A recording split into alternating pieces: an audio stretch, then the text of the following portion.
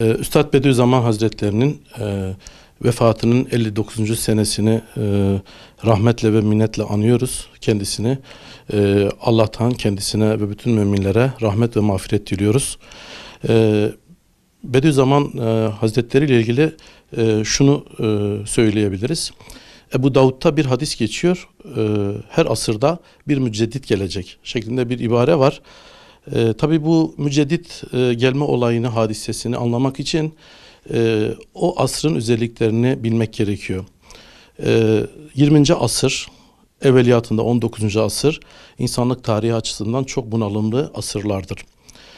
20. asırda bütün geleneksel devlet yapıları değişmiş, ulus devletleri ortaya çıkmış, bir kısım ideolojiler revaç bulmuş. Bunlar materyalist ideolojiler, pozitivist düşünceler, sekülerizm, laiklik dediğimiz düşünceler revaç bulmuş. Bunlar hem Batı dünyasını hem İslam dünyasını derinden etkilemiştir. Bu sekülerleşme dediğimiz, laiklik dediğimiz hadise sadece İslam dünyasına münhasır bir hadise değil. Daha önce Batı dünyasında da bu süreçler başlamış. Şimdi Bediüzzaman böyle bir asırda dünyaya geliyor. Böyle bir asırda cihadını, manevi cihadını yapıyor. Neydi bu asrın özelliği? Dediğimiz gibi bu asırda Osmanlı dünyası, Osmanlı İmparatorluğu gerilemiş. İslam dünyası parça parça olmuş. Batı'nın karşısında ezilmiş, dağılma sürecine girmişti. Bütün İslam dünyasındaki aydınlar, bürokratlar, devlet ileri gelenleri kurtuluş reçetesi arayışı içerisine girmişlerdi. Osmanlı'da da hakeza durum aynıydı. Tanzimat'tan bu yana, yani yaklaşık 150 yıldan bu yana Osmanlı'da gerileşme, batılılaşma, garplaşma çabaları revaç bulmuştu. Çünkü İslam dünyasında şöyle hazır bir düşünce vardı. Eğer biz batılılaşırsak, garplaşırsak, İslami değerlerden uzaklaşırsak medeni oluruz, ilerleriz, galip geliriz Batı dünyasına. Eğer İslam'dan uzaklaşmazsak, Batı'nın feninden, felsefesinden, medeniyetinden geri kalırsak biz bir türlü ilerlemeyi sağlayamayız. Bu bir ezber düşünceydi İslam dünyasında. Birçok İslam aydını bu düşünceye kapılmıştı. Üstad Bediüzzaman bunun aksine bir tezle ortaya çıkmıştır. Üstad Bediüzzaman Hazretleri yeniden ilerlemenin, yeniden muasır bir toplum olmanın, kalkınmış bir İslam toplumu olmanın yolunu tekrar İslami değerlere, öze dönüşte görüyordu. Fakat şöyle bir problem vardı. Osmanlı aydını batılaşırken Batı'nın bilimini ve fennini örnek alıyordu. Batı'nın bilim ve fenni pozitivist bir anlayışa sahipti. Pozitivist bilim demek ideolojik bilim demekti. Gerçek bir bilim demek değildi. Üstad Bediüzzaman bu tuzağa düşmedi, bunu gördü ve hayatı boyunca bunun mücadelesini verdi. İslam coğrafyasında medreselerde okuyan İslam alimleri bilim ve fenne karşı çıkıyordu. Modern anlamda bilimi tahsil eden aydınlar, okumuşlar ise İslam'a karşı çıkıyordu. İslam dünyasında aydınlar arasındaki makas her geçen gün açılıyordu. Üstad Bediüzzaman bunun böyle olmadığını, ortada ters bir durum olduğunu ortaya koydu. Normalde bilim Allah'ın kevni ayetlerinin izahının bir yansıması, bir açıklaması. Din de Allah'ın kelam sıfatından gelen Kur'an'ın bir açılımıydı, bir yansımasıydı. Bilim de kaynağı Allah'taydı. Kur'an'da Allah'ın kelam sıfatından gelmişti. Bu iki kaynağın birbiriyle çatışması, birbirine zıt olması düşünülemezdi. Üstad Bediüzzaman Hazretleri bunları telif etme yoluna gitti. Bu yeni bir düşünceydi. Bugünkü bildiğimiz anlamda dini ilimlerle fen ilimlerinin yan yana okutulması değil, bir bakıma iç içe okutulması diyebiliriz buna. Üstad Bediüzzaman risalelerini yazarken, mektupları yazarken bu bağlamda yazmıştı. Bütün risallerde manay harfi dediğimiz, tabii bunun biraz bunu açıklamak gerekebilir. Zamanımız el vermediği için kısaca geçiyorum. Manay harfiyle bütün Risale-i Nurlar bu perspektifle yazmıştı. Manay harfiyle ilmi, manay harfiyle pozitif bilimleri değerlendirmişti. Ve bunu hem Nur Risalelerinde yapmıştı hem de bunu bir proje olarak Medresetü Zehra projesi olarak da ileri sürmüştü ve bunu hayatı boyunca bunu uygulamak için bütün fırsatları değerlendirmiş. Fakat maalesef bu kurumsallaşma yolunda istenilen sonucu elde edememişti. Ne demekti Medresetü Zehra projesi? Din ilimleriyle fen ilimlerinin birlikte okutulduğu, aynı mana üzerine okutulduğu, mana harfiyle okutulduğu eğitim kurumlarını Üstad Bediüzzaman hedeflemişti. Bu şekilde yapıldığı zaman Batı'nın pozitivist bilim tuzağına düşülmeyecekti. Fakat çağında kısmen de olsa Bediüzzaman benim kanaatime göre tam anlaşılmadı. Şu anda da büyük oranda kitleler tarafından yeterince anlaşıldığını düşünmüyorum. Batı'nın İslam dünyasını mağlup ettiği nokta bilim, fen alanında bir mağlubiyettir. İslam dünyasının tekrar ilerleyebilmesi, kalkınabilmesi, hak ettiği yere gelebilmesi için bu eğitim meselesini, bu bilim meselesini aşması gerekir. Bunu da üstadın koyduğu yeni bir tarz, yöntem ve metotları uygulayarak yapılması gerektiğine inanıyorum.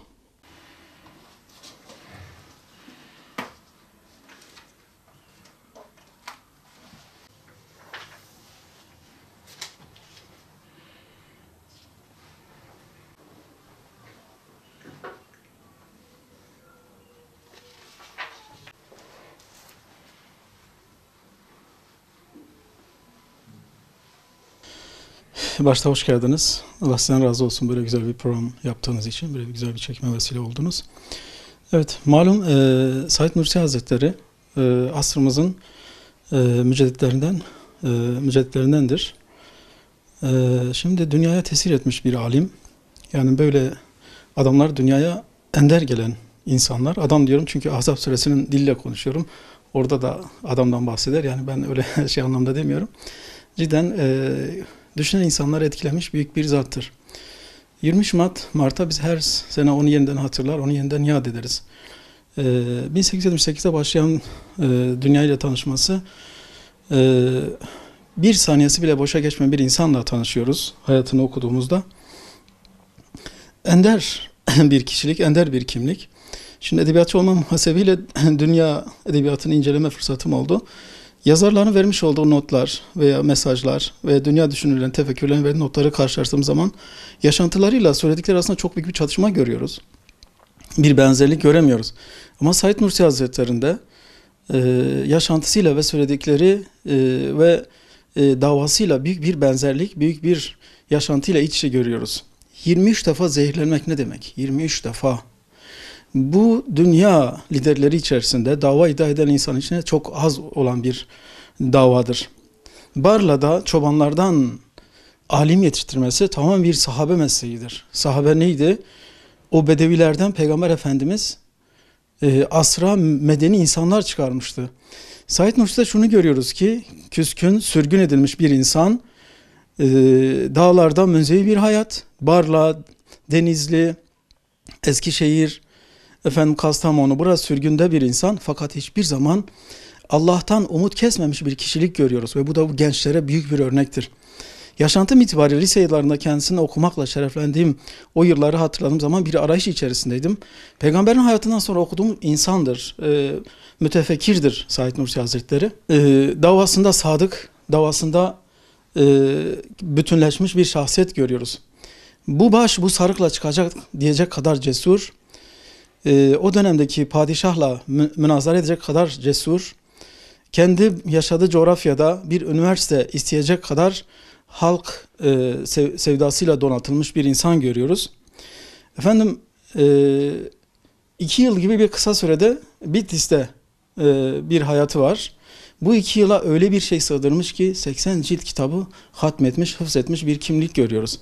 12 yılda Tahir Paşa'nın sağladığı imkanlarla büyük bir üniversite kurmuş adeta kendi çapında ve orada dünyayı okumuş. Okumadığı bilim yok. Fen, sosyoloji, felsefe, kozmografya kadar gidiyor.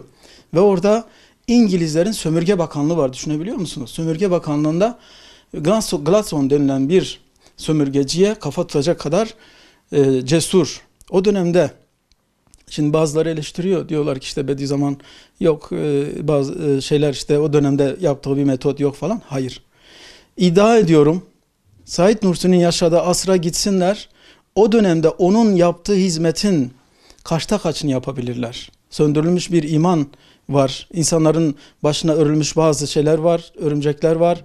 Ve bu insanlar ne yapacağını, nereye sığınacağını bilmiyor.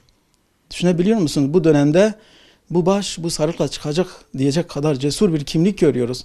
Bu ne kadar cesur olduğunu, ne kadar davasından musaddak olduğunu, tasdik edici olduğunu biz buna şahit oluyoruz. Gladson'a ne demişti? Ben size Kur'an'ın sönmez söndürülmez bir nur olduğunu ispatlayacağım. Ve ispatlanmıştır elhamdülillah. Metodu hakkında da kısaca bir beyanata bulunayım. Şimdi Bediüzzaman Said Nursi Hazretleri Lemalar Raddesi'nde şöyle bir iddiada bulunur. Benim yaşadığım asırda elimde iki şey vardı. Nur ve topuz vardı. Özetle söylüyorum. Ve günümüz kelimeleriyle konuşuyorum. Tam Osmanlıca terimleri kullanmayayım da yeni gençler de biraz anlasınlar. Elimde nur ve topuz vardı diyor. Ben nuru tercih ettim. Kim bilir belki de topuzu başkasına bıraktı. Bu onun kendi özel beyanıdır. Hakikaten nur o dönemde yani sosyologlar da bunu tahlil etsinler, psikologlar da, toplum bilimcileri de incelesinler. O dönemde en iyi metotlardan bir tanesidir. Medreselerde insan yetiştirmek. En büyük sıkıntımız bu. Kime karşı? Yani şimdi o dönemde iman elde yok. İman gitmiş. İnsanların tarihle, atalarıyla bağları koparılmış. Alfabe gitmiş. Dedenizin mezar taşını okuyamıyorsunuz. Ve bu dönemde ancak kavlu leyin yani kabul ederek bir metot uyguluyor. Bu da nur metodudur. Risale-i Nur'un böyle bir metodu var. Yani lemalar eserini tahlil edebilirler. Mükemmel bir eserdir. Zaten ismi itibariyle leme yani parlayan ışık anlamındadır. Bu bile bize güzel bir örnektir. Şimdi risaleler genelde Allah'ın varlığı ve ispatı üzerine kuruludur. Tefsir midir? Evet tefsirdir. İddia ediyorum tefsirdir. Çünkü usulü dini biliyordu. Belagatı çok iyi biliyordu. Esbab-ı nuzulü de çok iyi biliyordu Bediüzzaman Said Nursi. Hafızdı. Hadisleri hafızadan çok iyi kavrayabiliyordu. 80 cildi kitapları 3-4 ayda hafız edecek bir kapasiteye, fotoğrafik bir hafızaya sahipti. Böyle insanlar görevli olarak gelmişlerdir. Şimdi bazıları eleştiriyor. Yok Bediüzzaman demiş ki bana ilham edildi. Yok bize yazdırıldı. Ya bu tür şeylere uğraşmazsan rica ediyorum. Yani bu kadar güzel şeylerin içinde bunları tutup çekmek, bunlarla ilgilenmek o büyük mücahitlere büyük bir hakarettir. Onu anlamadan Cenab-ı Hak Kur'an-ı Kerim'de biz arayan vahiy ettik diyor. Bunu bile anlamayan insanlar tabii ki eleştirirler. Günümüzde sırça köşklerden konuşmak tabii kolay bir şeydir. Eleştirmek kolay bir şeydir. Ama o dönemde o münzevi hayat içerisinde Said Nursi'nin o mütevazi hayatı, bir sepetten başka dünyası olmayan, bedenine bakın, üzerindeki elbiseye bakın. Şu anda onu eleştirenlerin bir de hayatına bakın.